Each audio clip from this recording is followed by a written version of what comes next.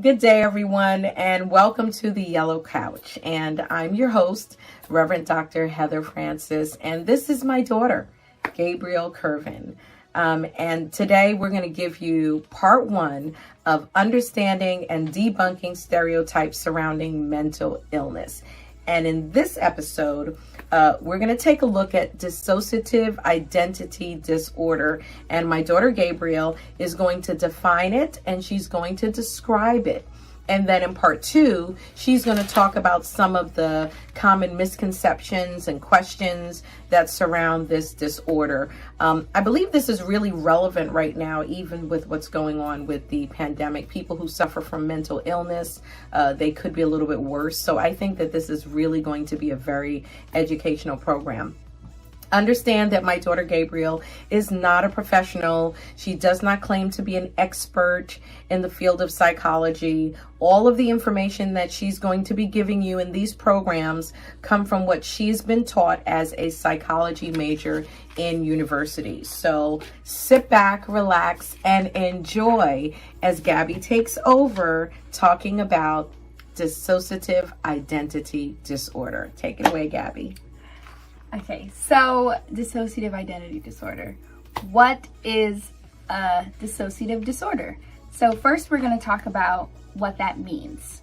And there are multiple dissociative disorders, but they all fall under the same category of a group of disorders, including dissociative amnesia, dissociative identity disorder, and depersonalization/derealization disorder, all of which involve some sort of dissociation or separation of a part of the person's consciousness, memory, or identity. Now, specifically, dissociative identity disorder, or DID, is a condition in which two or more relatively independent personality states appear to exist in one person. Wow. Yes. So, according to the DSM-5, those with... Now, what's the DSM-5? The DSM-5 is what you use to properly categorize and define disorders. Okay. It keeps you up to date. Okay. I don't have the proper definition of it, but that's the general gist of what it is. Mm-hmm. So according to the DSM-5, those with DID have a disrupted sense of self and show alterations in behaviors, attitudes, and emotions when these alternate personality states occur. So the alternate personalities, they're known as, those are alters, right? When those are alters. Okay. So a term that is most, I guess, easy for people to understand and is widely used is multiple personality disorder. So this disorder used to be called multiple personality disorder, but according to the DSM-5, now it is called dissociative identity disorder. But why would they change it? Because it's more, they think, I'm not a professional, but it's more like, it's not multiple personalities, it's multiple personality states, which is different than having multiple personalities. A way that one person... So it brings more clarity to it. Right, essentially. Instead of saying you have multiple personalities, it's like, no, I have a broken up identity, kind of. Okay. A way that somebody described it to me, I was watching a YouTube video of this girl, her name is Dissociative on YouTube. And she described it as like if a piece of glass fell on the floor, that's, like those would be the different alters. But it's still one mirror. Wow. Or okay. one piece of glass. That's a great analogy. Right. So some of the common symptoms with this disorder in particular are memory loss or amnesia of certain time periods, events, people, and personal information. So this can be lapse of time. I know for some people this could be a good example. If you've ever seen the movie Frankie and Alice. That was a very good movie. Halle Berry. Yeah, Halle Berry. Really good movie. And it's a true story. Yeah. Yeah. And she had two personalities, or three. I can't remember. I think she had a few. It was a few. Yes. Yeah. I don't remember it off rip, but she would lose time. Right. I think she was a dancer at night, and she wouldn't remember her days at all. But she would be out and about, but her different alter would be fronting, so then she would have, lost time. Yeah, and one of her personalities was a Caucasian woman, which that blew me away because she's an African American woman, but one of her alters was a Caucasian. And when she looked in the mirror, I loved how they depicted it in the movie, because when she looked at herself, she saw an actual Caucasian woman, even though she was an African American. So this is a real thing. Like, it's very real to that person, and that's why it should be taken very serious. Yes. So another common symptom is a sense of being detached from yourself and your emotions, which I didn't know was actually a common symptom of dissociating, but it seems as though throughout all of the dissociative disorders, that is a common theme of feeling detached, which is that sense of dissociating, because to dissociate means to sort of separate from yourself. Some people even feel like they're watching their body, like they're not even in their body, which is very interesting. So now we can talk about these alters, which I have a question. Oh, yes. Is it that the person is protecting themselves? Because I kind of looked at some videos to prepare myself for talking about this, and I realized with looking at people who had alters, almost every single one of them had one of the personalities was there to protect the person, and I found that really interesting. And we're gonna get there. That's just what I was getting into. Okay. So alters have roles. So in many cases, the role of the alternate personalities, is to protect the emotional well-being of the main personality from stress or trauma. So is it your mind protecting you? Is it a way that your mind is almost compartmentalizing and protecting you from, in a way, whatever trauma happened to you? In a way, I think that's a good way to describe it. Yeah. Wow. Yeah. The process of dissociation and switching to an alternate personality state usually occurs during highly stressful situations. Wow. So it is a protection. Right. So some people develop alters when they're very small and they go through abuse. There are case studies that sometimes it happens after you're in an abusive relationship, or, something traumatic happens to you, and that your brain kind of protects yourself and builds this alternate personality to deal with the thing that you can't deal with. Wow. That's your mind is powerful. Very. Yeah. So the alters often make their appearance to help deal with difficult situations faced by the primary personality. And for an example, I have a case study, this is not a case study, but it's just an example used in my textbook, and I'm going to give it to you guys. So it says, for example, Kristen, a 19-year-old, reported being overwhelmed with stress during interactions or confrontations with her peers or parents. Her primary personality was compliant, depressed, and helpless, even to the point of depending on her mother's advice as to what to wear. Zach was the alter who displayed anger and aggression. She spoke with a clear, forceful voice, defined herself as a lesbian, and served as Kristen's protector. Wow. During childhood, when Kristen was bullied by other children, Zach would appear to make them stop. Zach was initially concerned about therapy, worried that she would be killed off once Kristen was no longer needed her. Wow. But later became a willing part of Kristen's fully integrated personality. So is that the goal of therapy for someone who has dissociative identity disorder, is an integration? I believe so. I believe the goal for having any mental illness and going to therapy is just being able to function in your day-to-day life, because that can be so hard for so many people that struggle with these abnormal disorders and have trouble just living their day-to-day life. Is just some sense of normalcy. So if integration is what helps them live a normal life, then I'm sure that is what they will try to do. Yeah. Wow, that's great. Okay.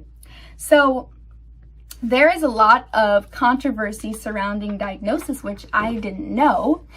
But DID is both complex and intriguing. And it's still a rare diagnosis. You don't see many people diagnose it, like many doctors diagnosing it. It's more like self-diagnosed. because But why is that? some clinicians contend that DID is relatively common, but that it is often not recognized and diagnosed, okay? And other practitioners, however, believe that DID is rare, that the increase in numbers may be due to clinician bias, the use of faulty assessment, or the use of therapeutic techniques that increase the likelihood of DID diagnosis. Well, we saw that in Frankie and Alice, because the doctor who was treating her, the facility where she was, they thought that maybe he was incorrect, when in essence he was correct. And throughout their process of therapy, it actually came out, the trauma that happened to her and the different multiples or different alters that were coming out and why. And so she herself didn't understand why they came out, but eventually with time, they came to a conclusion as to a correct diagnosis. But I can see why that would exist clinically. I can see why, but I think it's a disservice to people when they don't get a correct diagnosis, because they need help. I agree, but then there's also the other side of the coin that there's no way to test for this disorder. That's the issue. Wow. There's no way to really test to see if you have it or if you don't. Some clinicians have some assessments, but there's no like yes or no. It's you kind of have to just, do you have it? I don't know. Yes. That's why there's controversy surrounding diagnosis, because... But people are suffering from it. Yes, people do suffer from it. But that's why I think things like this program, and also people opening up on social media and YouTube about having the disorder and being showing their alters, being open enough to describe it and to bring awareness to it is really important, because if you are someone that feels you have this disorder and you're just suffering in silence and you don't know what's wrong with you and you can't really describe it, having someone who you feel like you can relate to that's on social media, you can go to your doctor and be like, listen, I saw this video, this is exactly how I'm feeling, right? Help me, Right. So on that note, before we even continue, if you think you're suffering from it and you need help, reach out to us and we will at least try and point you in the right direction. As I said, she's not a professional, but this is something that people are struggling with and they don't know who to trust. They have nowhere to turn, and we will definitely be able to point you in the right direction. Just message me and we'll get you the help that you need, because you should not have to suffer. As Gabby said, you should not have to suffer in silence. Right. And the stigma that involves mental illness, it's unfortunate, considering that it does exist and it's a real thing. Right. And, there should be resources for everyone. So we want to be there for you. So tell us more about it. So more on the diagnosis controversy. The temporary dissociation symptoms such as alterations in memory, thoughts, and perception, or a sense of depersonalization or feeling detached or numb, as we talked about before, are fairly common symptoms during periods of stress. Okay? So stress kind of triggers it. Well, no. What I'm trying to say is, like, sometimes symptoms that are also of dissociative identity disorder can be mistaken for simply stress. Oh, okay. Right? Because it says that temporary dissociation symptoms such as alterations in memory, thoughts, and perceptions, or a sense of depersonalization are fairly common symptoms during periods of stress, which is another reason why it's so hard to diagnose DID. Makes sense. So some clinicians may mistakenly interpret these symptoms as evidence of DID. Okay. And then they misdiagnose, right? So because diagnosis depends heavily on self-report, feigning or faking is always a possibility, which is another reason why it's so hard for clinicians to diagnose this disorder. Differentiating between genuine cases of dissociative. That's kind of sad that someone would fake having mental illness. That's really sad. They may not be faking, but maybe it's misdiagnosis, like I said before. Maybe they have all the symptoms, but they don't have dissociative identity disorder. If someone is faking, that's a whole different situation. I would hope not. That's like, you need to search yourself. Yeah. So, because there are people with real problems that need real help. And that's why we're here. That's why we're doing this. Yeah. And we can actually talk about some statistics as far as age and gender. Oh, so is there a variance? So the percentage of DID cases who are male is much lower than the percentage of reported child abuse histories for males and females. So it's less? So it's less for men. And more for women. And more generally. Generally. Okay. Which is interesting, I thought, because it's not really, because women are abused. I think women are abused more. Yeah. So it just makes sense. The numbers make sense. Yeah, it does make sense. Wow, that's actually sad. Women, we've got to stick together. And if you feel like you are not being heard by your doctor, because I know this is a common problem, women go to the doctor, they cry wolf and people don't believe them, or whatever the case may be, don't give up. Like, keep trying, keep pushing, keep fighting for yourself, because eventually someone is going to listen to you and they're going to help you. Yeah. I know that's a problem that some women have, especially with mental illness. Like, they'll go to the doctor, say this and this and this is wrong, and they'll just say, oh, you're stressed. Oh, you're tired, or you're overworked, whatever. And they're not really listening to them. So make sure that you're heard. Yeah. Excellent. Yeah. Excellent. So is that it? So what we can do now is go over some case studies, some different examples. That's interesting. Yeah. So we're going to hear about real people. Yes. Who've gone through this. Yes. Wow. Okay. It's good stuff. Okay. So this first one is about little Judy. Okay. Little Judy is a young child who laughs and giggles. Gravely voice is a man who speaks with a raspy voice. The one who walks in darkness is blind and trips over furniture. Wow. These are her alters? Yes. Wow. Big Judy is articulate, competent, and funny. These are 4 of the 44 personalities that exist within Judy. How many? 44. Wow. 44 personalities that exist within Judy Castelli. And this is a real person? This is a case, yes. Wow. She was initially diagnosed with schizophrenia, misdiagnosis, but was later told that dissociative identity disorder was the appropriate diagnosis. She is a singer, a musician, an inventor, and an artist who has also become a lay expert on mental health issues. Wow. Yeah. So it is possible to live a normal life and still deal with these mental illnesses. It's possible.